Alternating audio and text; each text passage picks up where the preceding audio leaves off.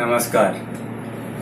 आप सबका मेरे चैनल एस्ट्रो महेश ज्योतिष नेटवर्क पर स्वागत है। दोस्तों, मैं आज आपके लिए एक नए विषय पर चर्चा करने के लिए आया हूं, जिसका विषय है कोरोना वायरस। क्या ज्योतिष में कोरोना वायरस से संबंधित जानकारी को समझा जा सकता है? क्या कोई ऐसा ग्रह है जिसने कोरोना वायरस को फैलाने में, उसको बढ़ाने में मदद की हो? अगर हाँ, तो कौन है? क्या ग्रहों का कोरोना से कोई कनेक्शन है कि नहीं, इसको हम समझने की कोशिश करेंगे। और इस महामारी से जो विनाश अभी तक पूरे विश्व में हुआ है, उसकी भरपाई किसी भी प्रकार से नहीं की जा सकती। दोस्तों, आइए चलते हैं विषय की ओर। लंबे समय से चला आ रहा कोरोना वायरस अब अपने पीक पॉइंट पर पहुंच चुका है। अभी कुछ समय पहले राहु ने आर्द्रा नक्षत्र को परिवर्तित किया है। आर्द्रा नक्षत्र में जब भी राहु रहता है तब ऐसा माना जाता है कि बहुत ज्यादा खराब वहां पर राहु रिजल्ट देता है और किसी न किसी तरीके से उसका प्रभाव हर व्यक्ति के लिए बहुत नेगेटिव होता है।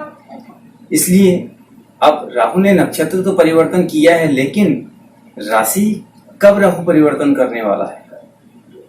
तो आइए जानते हैं कि राहु की राशि परिवर्तन की अवधि तक इसका क्या प्रभाव होगा। देखिए, इस समय अगर हम देखते हैं तो वर्तमान समय में इस समय राहु की जो परिस्थिति है वह सितंबर तक जो कि त्यों बनी रहने वाली है। सितंबर में राहु चेंज होगा, उसके बाद कहीं ना कहीं इस बीमारी में आपको राहत मिलेगी।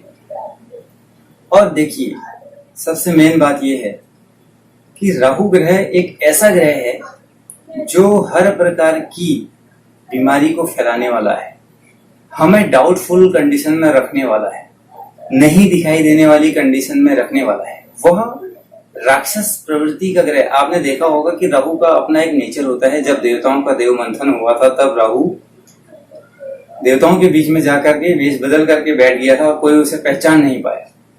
तो इसी प्रकार से यह वायरस के रूप में भी इस तरीके से हमारे बीच में ऐसा घूम रहा है कि कोई इसे पहचान नहीं पा रहा है कि अगला कहां पर कोरोना वाला आदमी खड़ा है। तो यही जो नहीं दिखाई देने वाला है, यही राहु है। तो इसलिए हर व्यक्ति को इसको समझना जरूरी है। अब राहु होगा सितंबर में परिवर्तित, उसके बाद कोरोना में थोड़ी कमी आएगी, लेकिन तब तक बिल्कुल इसी तरीके की स्थिति बनी रहने वाली है। बहुत सारे लोग कह रहे हैं कि अभी इसमें कुछ चेंज होने वाला है। मेरे को ऐसा लगता नहीं है, क्योंकि राहु की कंडीशन के अकॉर्डिंग ही ये सब कुछ बदलेगा, उससे पहले नहीं बदलेगा। अभी आज की तारीख के हिसाब से अगर हम देखते हैं तो उसमें राहु और चंद्रमा की युति बुध के साथ द्वादश स्थान में सुबेरे के टाइम के अकॉर्डिंग है, लगभग 9 बजे। तो उस समय के हिसाब से अगर राहु की चंद्रमा के साथ में युति है तो ये अपने आप में ही ग्रहण दोष है। और आने वाले महीने में 2 ग्रहण लगेंगे और उसके अगले वाले महीने में जुलाई में फिर एक और ग्रहण लगेगा। तो ये जो ग्रहण है ये निश्चित रूप से कोरोना की पोजीशन को बढ़ाएंगे, घटाएंगे नहीं। तो इसलिए सावधानी आप सबके लिए जरूरी है। आप पीछे आपने देखा होगा कि मोदी जी ने 2 बार इसके ये आयोजन किए थे, एक बार थाली बजाने का, एक बार दिया जलाने का।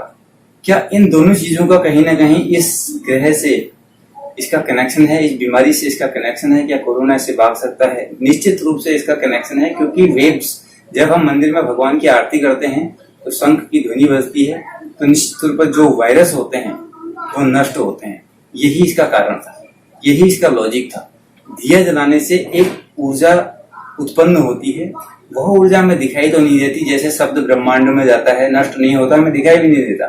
सेम इसी प्रकार से ये है। अब किन ग्रहों के साथ में राहु की युति है? तो आज के हिसाब से बुध चंद्रमा राहु की युति बहुत ही नेगेटिव, बहुत ही नकारात्मक है और इस महीने से इसका प्रभाव और ज्यादा बढ़ने वाला है। किसी न किसी कारण से आपको सावधानी रखनी है।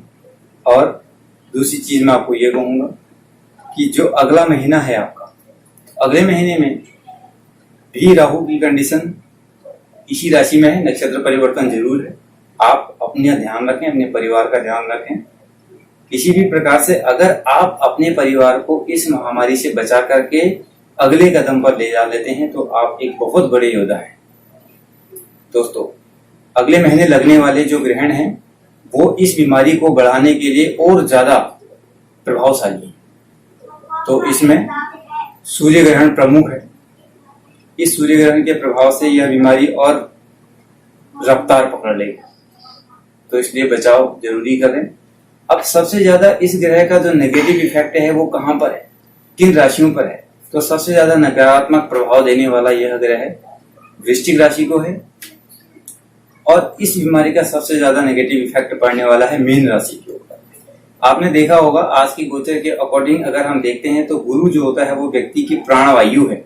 इस प्राणवायु को बचा के रखना बहुत मुश्किल हो गया है। इस समय गुरु के साथ शनि भी युति कर रहे हैं और गुरु शनि की राशि में नीच राशि का होकर के चल रहे हैं, तो इसलिए बहुत संकट वाला समय ये चल रहा है। ग्रहों के हिसाब से देख लें आप तो केतु के बाद शनि बैठा है, शनि के साथ गुरु बैठे हैं, उसके अगले घर में मंगल बैठे हैं, और द्वादश स्थान में यानी कि छठा, आठवां, 12वां तीनों ही पाप ग्रह युक्त, खराब ग्रहों से युक्त यहाँ पर ग्रह बैठे हुए हैं, और सप्तम में गुरु नीच का शनि के साथ बैठा तो निश्चित तौर पर परेशानी में डालने वाले योग हैं।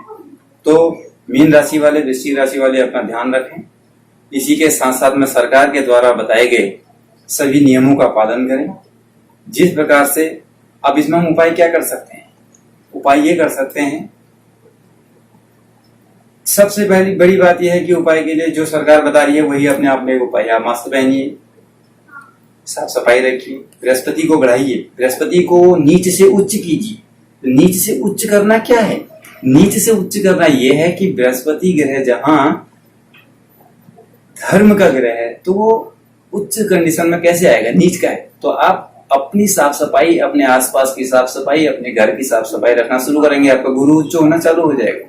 राशि में जब भी उच्च का हो कोई दिक्कत नहीं, लेकिन आपका तो ठीक हो जाएगा। तो इस प्रकार से इस ग्रह का आपको फायदा मिलना शुरू होगा, तो आपकी प्राणवायु वापस आएगी और कहीं ना कहीं आप निश्चित तौर पर इस वैश्विक महामारी से लड़के आगे चले जाएंगे, विजयी हो जाएंगे।